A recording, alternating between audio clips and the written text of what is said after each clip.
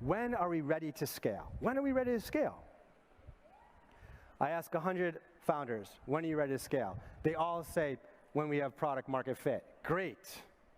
Thanks to Eric Ries and Lean Startup, beautiful answer. The problem is, you ask them, what is product market fit? You get 100 different answers, and half the answers are about revenue.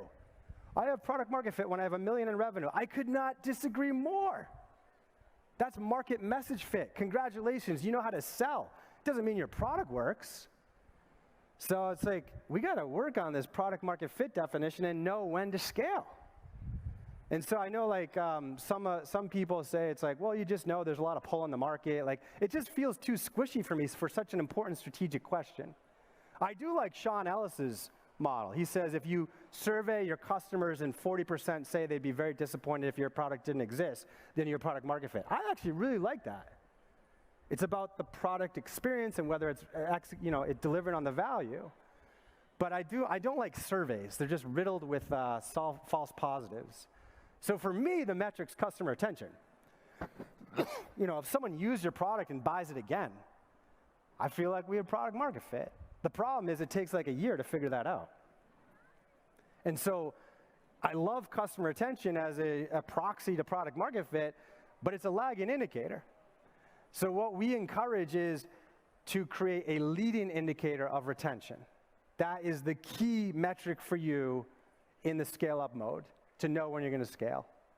What can you see in your customers' behavior in the first month that if it happens, they'll be with you forever?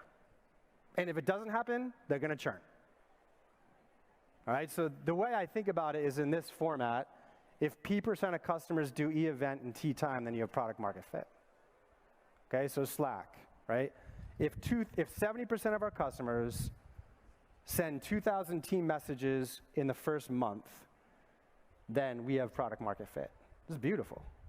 Online, I talk to the Slack people. I think it's pretty close to what actually happened. I mean, imagine if the founder of Slack stood up and say, our first North Star metric is $1 million in revenue, which happens a lot.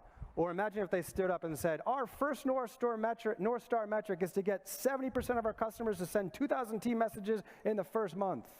That's beautiful. That's a beautiful company. I'd love to build a sales team on that company. Okay, Dropbox, back up your device in 1 hour. HubSpot, we caught this late at like 10 million in revenue. Our churn was not good. And we ran 50 permutations and found out that if our customers use 5 or more features in the platform in the first 2 months, the retention rate is like 97%. And if they don't, the retention rate is like 50%. Wow, we found something beautiful about our business. Okay, so I'll post this. Here's a couple of guidelines on how to think about defining that. As you can see, it differs with each company. But it's definitely something that's factual, like not a CSM saying they're in good shape. That's too subjective. But it has to be a very measurable, instrumentable event, because we're gonna measure this forever. We're gonna measure this forever because it's gonna break. Okay, so you can check that out. And I like to have them occur in about the first month if possible. If you're doing a big enterprise Workday type thing, it'll take a couple months. And if you're doing a real PLG Dropbox, then it'll take hours. But something at least in the first month. And then finally on this piece, here's how I like to measure it, is I like to measure it in customer acquisition cohorts, so I can pick up on product market fit as early as possible. So what this shows is, let's use the Slack example. This isn't their data, but let's just use it. So this company, let's say Slack, acquired 24 customers in the early days in January. After 1 month, only 3% had hit the lead indicator of retention, had sent 2,000 team messages. After 2 months, 27%. After 6 months, only 39% had sent 2,000 team messages in a month. That is not good if you're a collaboration software. So they made a bunch of changes to how they sell, to their product, to their onboarding, and look at how that improved. Just look down the month 2 column. In January, only 27% of those customers they signed up had hit the lead indicator of retention and sent the 2,000 team messages. But by September, 68% had done it. They have product market fit. And it's not because some subjective thing or some random ARR number, it's because of their data and the success of their customers.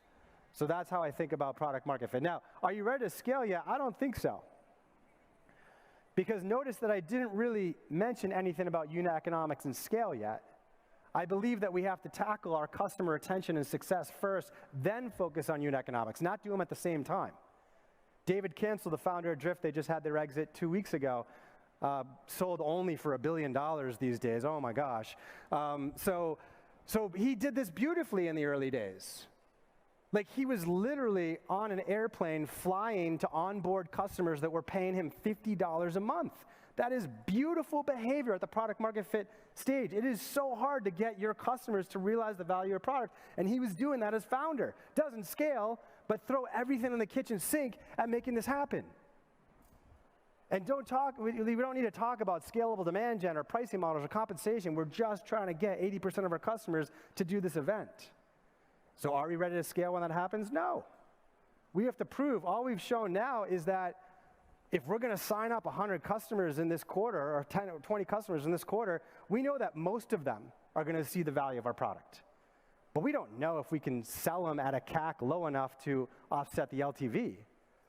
So we have to think about scalability and profitability, and we usually talk about that in SaaS of unit economics.